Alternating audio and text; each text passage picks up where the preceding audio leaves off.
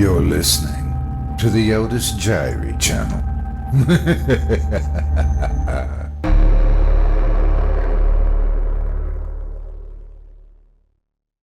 The Hanging Stranger by Philip K. Dick.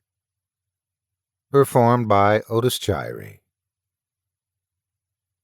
At 5 o'clock, Ed Loyce washed up, tossed on his hat and coat, got his car out, and headed across town toward his TV sales store. He was tired. His back and shoulders ached from digging dirt out of the basement and wheeling it into the backyard. But for a 40-year-old man, he had done okay. Janet could get a new vase with the money he had saved, and he liked the idea of repairing the foundations himself. It was getting dark. The setting sun cast long rays over the scurrying commuters, tired and grim-faced. Women loaded down with bundles and packages, students swarming home from the university, mixing with clerks and businessmen and drab secretaries. He stopped his Packard for a red light and then started it up again. The store had been open without him. He'd arrived just in time to spill the help for dinner, go over the records for the day, maybe even close a couple of sales himself. He drove slowly past the small square of green in the center of the street, the town park. There were no parking places in front of Loyce TV Sales and Service. He cursed under his breath and swung the car in a U-turn.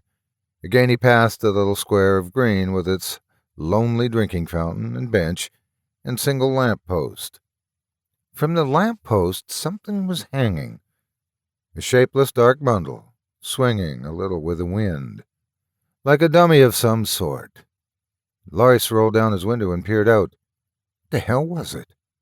A display of some kind? Sometimes the Chamber of Commerce put up displays in the square. Again, he made a U-turn and brought his car around. He passed the park and concentrated on the dark bundle. It wasn't a dummy, and if it was a display, it was a strange kind. The hackles on his neck rose, and he swallowed uneasily. Sweat slid out of his face and hands. It was a body, a human body. "Look at it!" Loyce snapped. "Come on out here." Don Ferguson came slowly out of the store, buttoning his pinstripe coat with dignity. "This is a big deal, Ed. I can't just leave the guy standing there." "See it?" Ed pointed into the gathering gloom. The lamp-post jutted up against the sky, the post and the bundle swinging from it. "There it is. How the hell long has it been there?" His voice rose excitedly. "What's wrong with everybody? They just walk on past." Don Ferguson lit a cigarette slowly. "Take it easy, old man. There must be a good reason, or it wouldn't be there." "A reason? What kind of reason?" Ferguson shrugged. "Like the time the traffic safety control put that wrecked Buick there? Some sort of civic thing. How would I know?"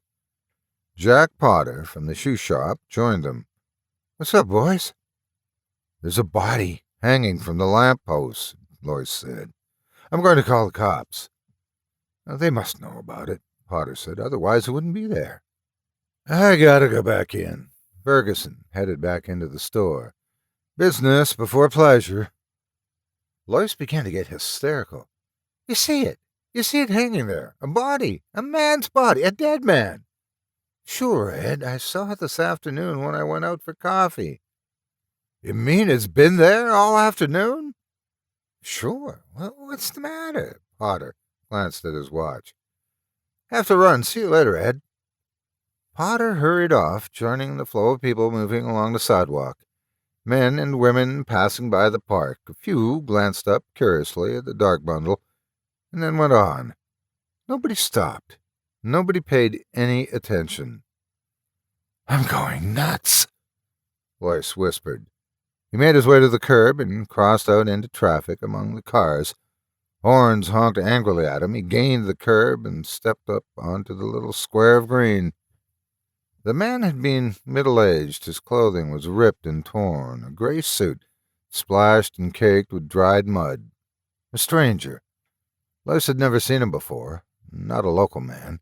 His face was partly turned away, and in the evening wind he spun a little, turning gently, silently. His skin was gouged and cut, red gashes, deep scrapes of congealed blood. A pair of steel-rimmed glasses hung from one ear, dangling foolishly. His eyes bulged, his mouth was open, tongue thick and ugly blue. "For heaven's sake," Lois muttered, sickened. He pushed down his nausea and made his way back to the sidewalk. He was shaking all over with revulsion and fear. Why? Who was the man? Why was he hanging there? What did it mean? And why didn't anybody notice? He bumped into a small man hurrying along the sidewalk. "Watch it," the man grated. "Oh, it's you, Ed." Ed nodded hazily. "Hello, Jenkins." "What's the matter?" The stationary clerk caught Ed's aim. "You look sick." "The body there in the park." "Sure, Ed." Jenkins led him into the alcove of Lois TV Sales and Service. "Take it easy." Margaret Henderson from the jewelry store joined them. "Is something wrong?" "Ed's not feeling well." Lois yanked himself free. "How can you stand here? Don't you see it, for God's sake?" "What's he about?" Margaret asked, nervously. "The body!" Ed shouted. "The body hanging there!" More people collected. "Is he sick? It's Ed, Lois. You okay, Ed?" "The body!" Lois screamed, struggling to get past them. Hands caught him. He tore loose. "Let me go! The police! Get the police!" "Ed? Better get a doctor. He must be sick or drunk." Lois fought his way through the people. He stumbled and half fell. Through a blur he saw rows of faces, curious, concerned, anxious. Men and women halting to see what the disturbance was. He fought past them towards his store. He could see Ferguson inside talking to a man, showing him an Emerson TV set. Pete Foley in the back at the service counter, setting up a new Philco. Lois shouted at them frantically. His voice was lost in the roar of traffic and the murmuring around him. "Do something!" he screamed. "Don't stand there! Do something! Something's wrong! Something's happened! Things are going on!" The crowd melted, respectfully, for the two heavy-set cops moving efficiently toward Lois. "Name?" the cop with the notebook murmured. "Lois." He mopped his forehead wearily. "Edward C. Lois. Listen to me, back there." "Address?" the cop demanded. The police car moved swiftly through traffic, shooting among the cars and buses. Lois sagged against his seat, exhausted and confused. He took a deep, shuddering breath. 1368 Hurst Road. "That's here in Pikeville?" "That's right." Lois pulled himself up with a violent effort. "Listen to me. Back there, in the square, hanging from the lamp-post." "Where were you today?" the cop behind the wheel demanded. "Where?" Lois echoed. "You weren't in your shop, were you?" "No." He shook his head. "No. I was home, down in the basement." "In the basement?" "Digging a new foundation. Getting out the dirt to pour a cement frame." "Why, what has that got to do with—" "Anybody else down there with you?" "No, my wife was downtown. My kids were at school." Lois looked from one heavy-set cop to the other. Hope flickered across his face, wild hope. "You mean because I was down there, I missed—" "The explanation? I didn't get in on it, like everybody else?" After a pause, the cop with the notebook said, "That's right. You missed the explanation." "Then it's official? The body, it's supposed to be hanging there?" "It's supposed to be hanging there, for everybody to see." Ed Lois grinned weakly. "Good Lord. I guess I sort of went off the deep end. I thought maybe something had happened, something like the Ku Klux Klan, some kind of violence, communists or fascists taking over." He wiped his face with his breast pocket handkerchief, his hands shaking. "I'm glad to know it's on the level." "It's on the level." The police car was getting near the Hall of Justice. The sun had set, the streets were gloomy and dark. The lights had not yet come on. "I feel better," Lois said. "I was pretty excited there for a minute. I guess I got all stirred up. Now that I understand, there's no need for me to take me in, is there?" The two cops said nothing. "I should be back at my store. The boys haven't had dinner. I'm all right now. No more trouble. Is there any need of—" "This won't take long," the cop behind the wheel interrupted. "A short process, only a few minutes." "I hope it's short," Lois muttered. The car slowed down for a stoplight. "I guess it sort of disturbed the peace. Funny getting excited like that." And Lois yanked the door open. He sprawled out into the street and rolled to his feet. Cars were moving all around him, gaining speed as the light changed. Lois leaped onto the curb and raced among the people, burrowing into the swarming crowds. Behind him he heard sounds, snouts, people running. They weren't cops. He realized that right away. He knew every cop in Pikeville. A man couldn't own a store, operate a business in a small town for 25 years, without getting to know all the cops. They weren't cops, and there hadn't been any explanation. Potter, Ferguson, Jenkins, none of them knew why it was there. They didn't know, and they didn't care. That was the strange part. Lois ducked into a hardware store. He raced toward the back, past the startled clerks and customers, into the shipping room, and through the back door. He tripped over a garbage can and ran up a flight of concrete steps.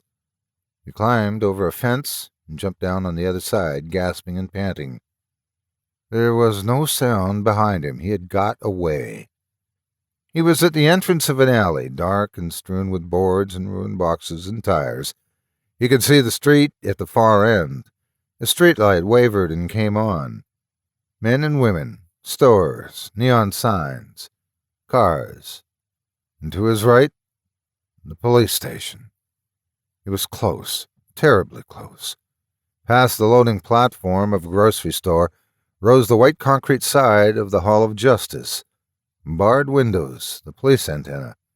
A great concrete wall rising up in the darkness. A bad place for him to be near. He was too close. He had to keep moving, get farther away from them. Them? Lois moved cautiously down the alley. Beyond the police station was the city hall, the old-fashioned yellow structure of wood and gilded brass and broad cement steps. He could see the endless rows of offices, dark windows, the cedars, and bed of flowers on each side of the entrance. And something else. Above the city hall was a patch of darkness, a cone of gloom denser than the surrounding night, a prism of black that spread out and was lost into the sky. He listened. Good God, he could hear something.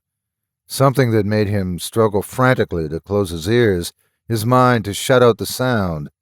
A buzzing, a distant, muted hum like a great swarm of bees. Lois gazed up, rigid with horror. The splotch of darkness hanging over the city hall, darkness so thick it seemed almost solid. In the vortex, something moved, flickering shapes, things descending from the sky, pausing momentarily above the city hall, fluttering over it in a dense swarm and then dropping silently onto the roof. Shapes. Fluttering shapes from the sky, from the crack of darkness that hung above them. He was seeing them. For a long time Lois watched, crouched behind a sagging fence in a pool of scummy water. They were landing, coming down in groups, landing on the roof of the city hall and disappearing inside. They had wings, like giant insects of some kind.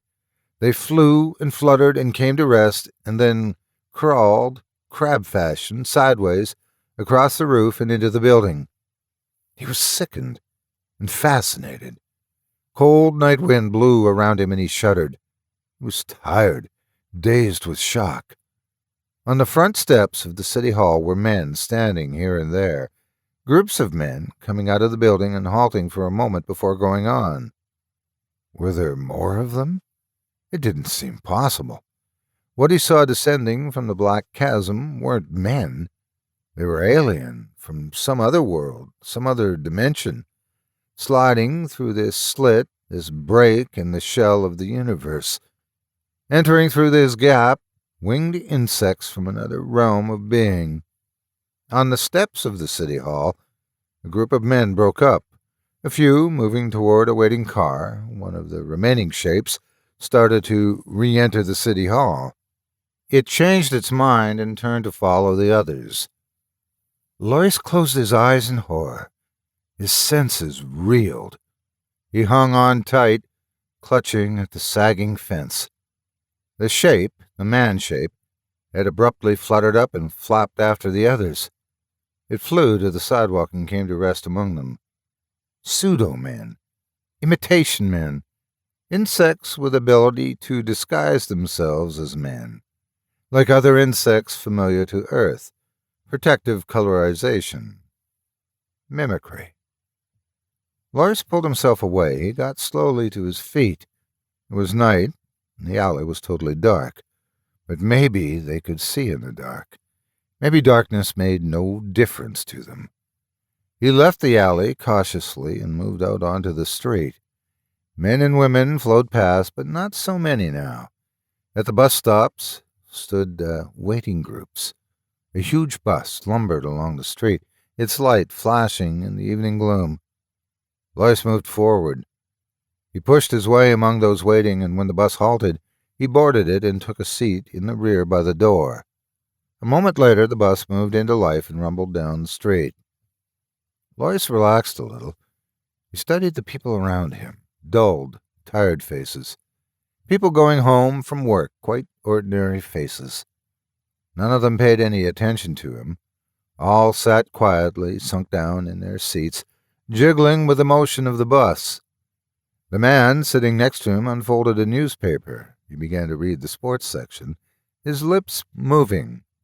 An ordinary man, blue suit, tie, a businessman or a salesman, on his way home to his wife and family.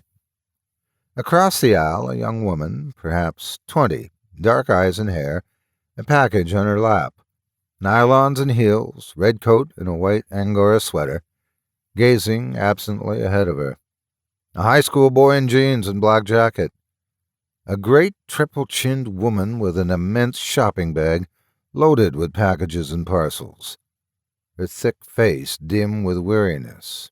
Ordinary people, the kind that rode the bus every evening, going home to their families, to dinner. Going home with their minds dead, controlled, filmed over with the mask of an alien being that had appeared and taken possession of them, their town, their lives, himself, too, except he happened to be deep in his cellar instead of in the store. Somehow he had been overlooked. They had missed him. Their control wasn't perfect, foolproof. Maybe there were others. Hope flickered in Lois. They weren't omnipotent. They had made a mistake, not got control of him. Their net, their field of control, had passed over him. He had emerged from his cellar as he had gone down. Apparently, their power zone was limited. A few seats down the aisle, a man was watching him. Lois broke off his chain of thought. A slender man with dark hair and a small mustache, well-dressed, brown suit and shiny shoes, a book between his small hands. He was watching Lois, studying him intently.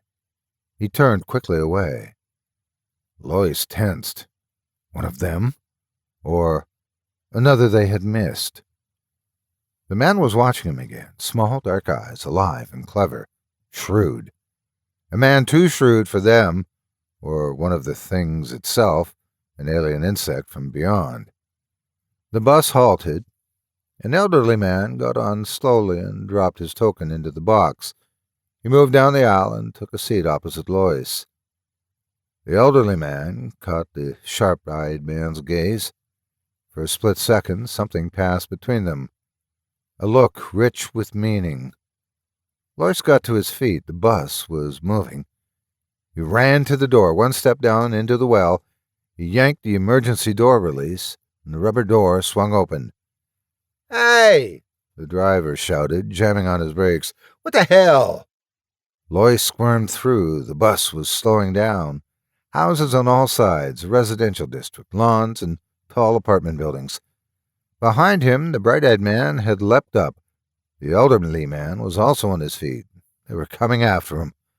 Lois leapt. He hit the pavement with terrific force and rolled up against the curb. Pain lapped over him. Pain in a vast tide of blackness. Desperately, he fought it off. He struggled to his knees and then slid down again. The bus had stopped. People were getting off. Lois groped around, his fingers closed over something.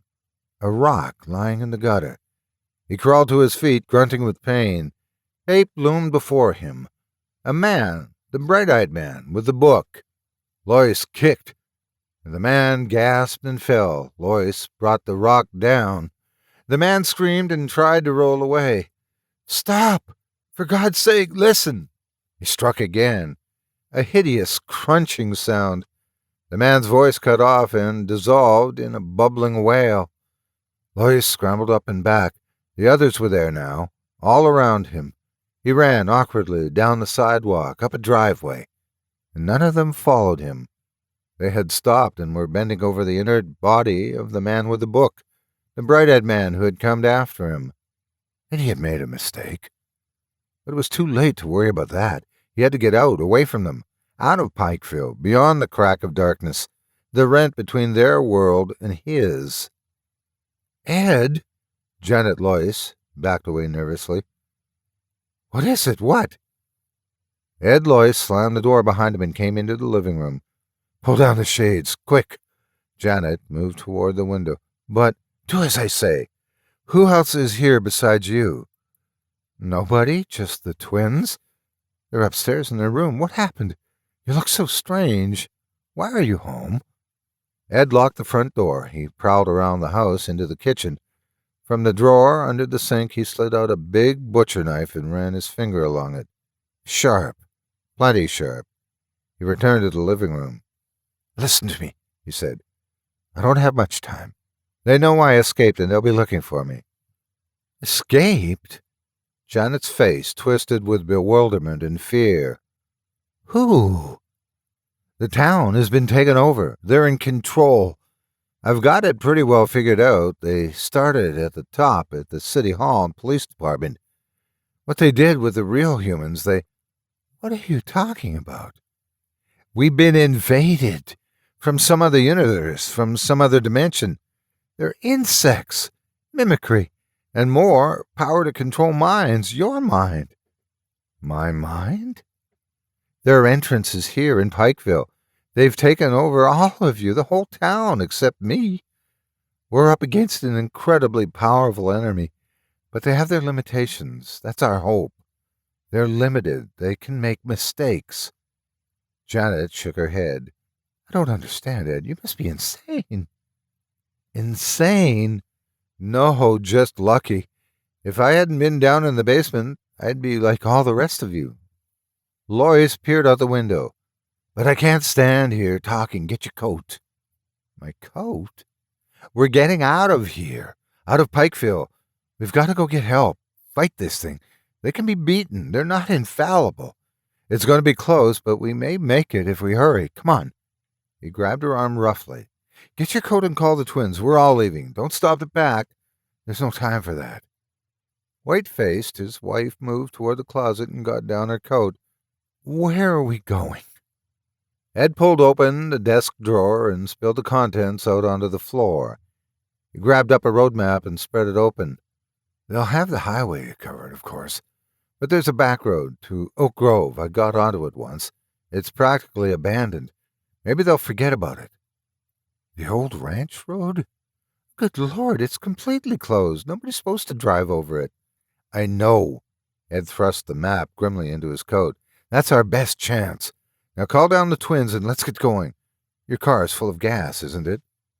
Janet was dazed. The Chevy? I had it filled up yesterday afternoon." Janet moved toward the stairs. "Ed, Call the twins." Ed unlocked the front door and peered out. Nothing stirred. No sign of life. All right so far. "Come on downstairs," Janet called in a wavering voice. "We're going out for a while." "Now?" Tommy's voice came. "Hurry up," Ed barked. "Get down here, both of you." Tommy appeared at the top of the stairs. "I was doing my homework. We're starting fractions. Miss Parker says if we don't get this done—" "You can forget about fractions." Ed grabbed his son as he came down the stairs and propelled him toward the door. "Where's Jim?" "He's coming."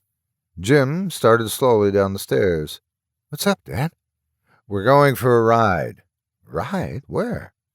Ed turned to Janet. "We'll leave the lights on and the TV set. Go, turn it on." He pushed her toward the set. "So they'll think we're still—" He heard the buzz and dropped instantly, the long butcher knife out. Sickened, he saw it coming down the stairs at him. Wings, a blur of motion as it aimed itself. It still bore a vague resemblance to Jimmy. It was small, a baby one. Brief glimpse. The thing was hurtling at him, cold, multi-lensed inhuman eyes. Wings, body still clothed in yellow t-shirt and jeans, the mimic outline still stamped on it. A strange half-turn of its body as it reached him. What was it doing? A stinger. Lois stabbed wildly at it. It retreated, buzzing frantically. Lois rolled and crawled toward the door.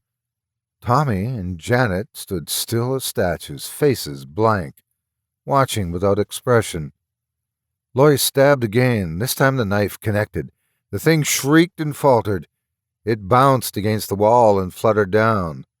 Something lapped through his mind. A wall of force, energy, an alien mind probing into him. He was suddenly paralyzed.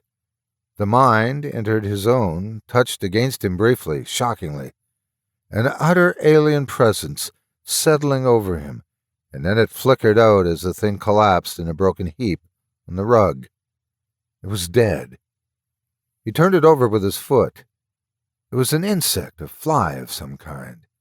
Yellow t-shirt, jeans. His son, Jimmy. He closed his mind tight. It was too late to think about that. Savagely, he scooped up his knife and headed toward the door. Janet and Tommy stood stone still, neither of them moving. The car was out. He'd never get through. They'd be waiting for him. It was 10 miles on foot. 10 long miles over rough ground, gullies and open fields, and hills of uncut forest. He'd have to go alone. Lois opened the door. For a brief second, he looked back at his wife and son. Then he slammed the door behind him and raced down the porch steps. A moment later, he was on his way, hurrying swiftly through the darkness toward the edge of town. The early morning sunlight was blinding. Lois halted, gasping for breath, swaying back and forth. Sweat ran down his eyes. His clothing was torn, shredded by the brush and thorns through which he had crawled. 10 miles. On his hands and knees, crawling, creeping through the night. His shoes were mud-caked. He was scratched and limping, utterly exhausted. But ahead of him lay Oak Grove. He took a deep breath and started down the hill. Twice he stumbled and fell, picking himself up and trudging on. His ears rang, everything receded and wavered. But he was there. He had got out, away from Pikeville. A farmer in a field gaped at him. From a house, a young woman watched in wonder. Lois reached the road and turned onto it. Ahead of him was a gasoline station and a drive-in. A couple of trucks, some chickens pecking in the dirt, a dog tied with a string. The white-clad attendant watched suspiciously as he dragged himself to the station. Thank God. He caught hold of the wall. I didn't think I was going to make it.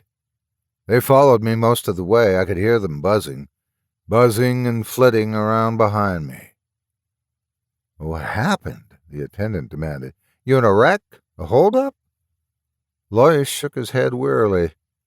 They have the whole town, the city hall and the police station. They hung a man from the lamppost. That was the first thing I saw. They got all the roads blocked. I saw them hovering over the cars coming in. About 4 this morning, I got beyond them. I knew it right away. I could feel them leave, and then the sun came up. The attendant licked his lip nervously. You're out of your head. I better get a doctor. Get me into Oak Grove, Lois gasped. He sank down on the gravel. We've got to get started. Cleaning them out. We've got to get started. Right away. They kept the tape recorder going all the time he talked. When he had finished, the commissioner snapped off the recorder and got to his feet. He stood for a moment, deep in thought. Finally, he got out his cigarettes and lit up slowly, a frown on his beefy face. You don't believe me, Lois said. The commissioner offered him a cigarette. Lois pushed it impatiently away.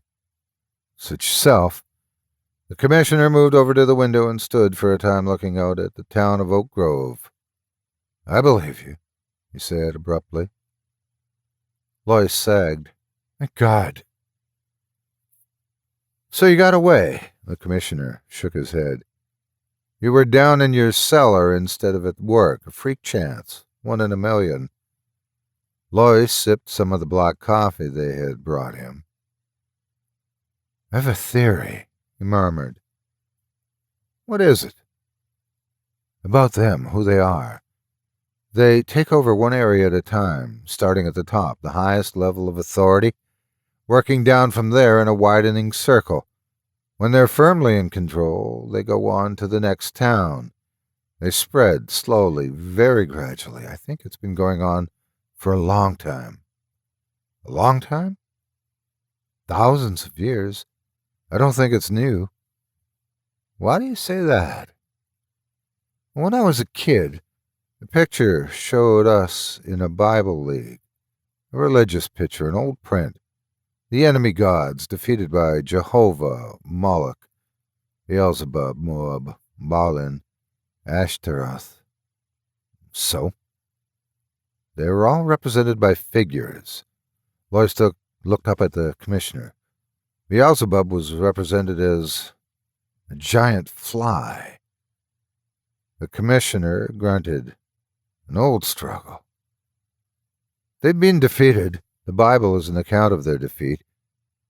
They make gains, but finally they're defeated. Why defeated? They can't get everyone. They didn't get me. And they never got the Hebrews. The Hebrews carried the message to the whole world. The realization of the danger. The 2 men on the bus. I think they understood. Had escaped like I did. He clenched his fists. I killed one of them. I made a mistake. I was afraid to take a chance. The commissioner nodded. Yes, they undoubtedly had escaped, as you did. Freak accidents, but the rest of the town was firmly in control. He turned from the window. Well, Mr. Lois, you seem to have figured everything out. Not everything. The hanging man, the dead man hanging from the lamppost. I don't understand that. Why? Why did they deliberately hang him there? That would seem simple, the commissioner smiled faintly. Bait. Lois stiffened. His heart stopped beating. Bait? What do you mean? To draw you out, make you declare yourself, so they'd know who was under control and who had escaped. Lois recoiled with horror. Then they expected failures? They anticipated? Broke off. They were ready with a trap. And you showed yourself. You reacted. You made yourself known. The commissioner abruptly moved toward the door. Come along, Lois. There's a lot to do. We must get moving. There's no time to waste. Lois started slowly to his feet, numbed. And the man, who was the man? I never saw him before. He wasn't a local man. He was a stranger, all muddy and dirty, his face cut, slashed. There was a strange look on the commissioner's face as he answered. "Maybe," he said softly. "You'll understand that, too. Come along with me, Mr. Loyce." He held the door open, his eyes gleaming. Loyce caught a glimpse of the street in front of the police station. Policemen, a platform of some sort, a telephone pole, and a rope. "Right this way," the commissioner said, smiling coldly. As the sun set, the vice president of the Oak Grove Merchants Bank came up out of the vault, threw the heavy time locks, put on his hat and coat, and hurried outside onto the sidewalk. Only a few people were there, hurrying home to dinner. "Good night," the guard said, locking the door after him. "Good night," Clarence Manson murmured. He started along the street toward his car. He was tired. He had been working all day down in the vault, examining the layout of the safety deposit boxes to see if there was room for another tier. He was glad to be finished. At the corner he halted. The street lights had not yet come on. The street was dim. Everything was vague. He looked around and froze. From the telephone pole in front of the police station, something large and shapeless hung. It moved a little with the wind. What the hell was it? Mason approached it warily. He wanted to get home. He was tired and hungry. He thought of his wife, his kids, a hot meal on the dinner table. But there was something about the dark bundle, something ominous and ugly. The light was bad. He couldn't tell what it was. Yet it drew him on, made him move closer for a better look. The shapeless thing made him uneasy. He was frightened by it. Frightened and fascinated. And the strange part was that nobody else seemed to notice it.